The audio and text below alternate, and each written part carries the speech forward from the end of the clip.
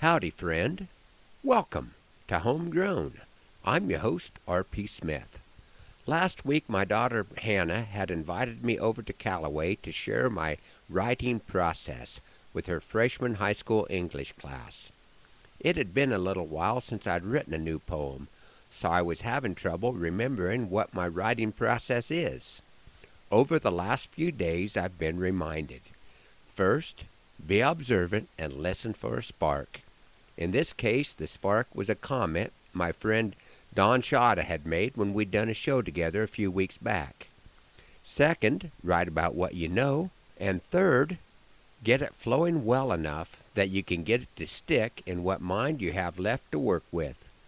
This may have you listeners expecting more than you're going to get this morning, but here we go with a hot-off-the-press new poem that I call Havana, Prince Albert, Marlboro, and Me. On a school section loadout many years ago, a cold October morning a few miles south of Broken Bow, the crew of Havana the cattle trader, Prince Albert the separator, Marlboro the visual grader, and I, bovine persuader. Havana was the owner.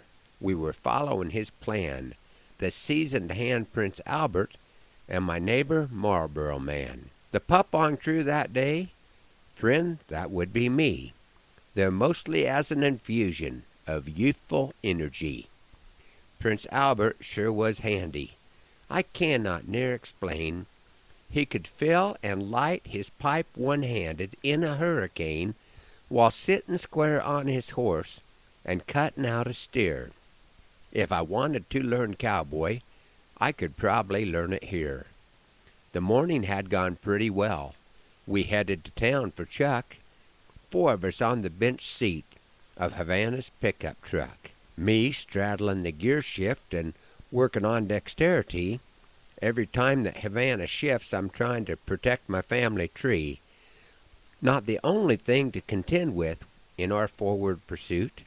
Red-hot ash on both flanks now, season my stovetop boot.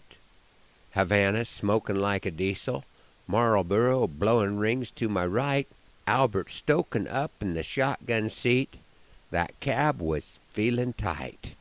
How Havana could see to drive, I do not have a clue. The air inside that cab was a dirty shade of blue.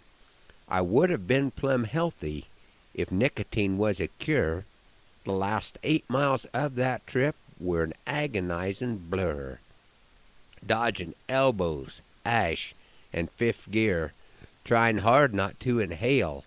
I was thinking my positioning would be an epic fail when a song came on the radio of credentials authenticated. At that moment I thought cowboy logic was grossly overrated. If I'm driving, I have a window. I get paid to get the gate, but a youthful lad with black lung now appeared to be my fate. I don't care if you call me real cowboy. You can call me Princess Di, but I don't sit in the middle, and I have just told you why. My pards have all long passed. Would I be with them now instead?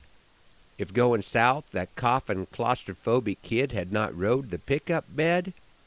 I was young and green around the gills. That day changed my destiny. Because of extinction and immersion, our loadouts are now tobacco-free. Thanks for riding along on Homegrown this morning. I appreciate your patience in being a sounding board for new material and encouragers for the not-so-new that I have the privilege to share with you each week. Hoping the Lord blesses you real good today, that He is raining on your place, and that our happy trails cross again soon. I'm R.P. Smith.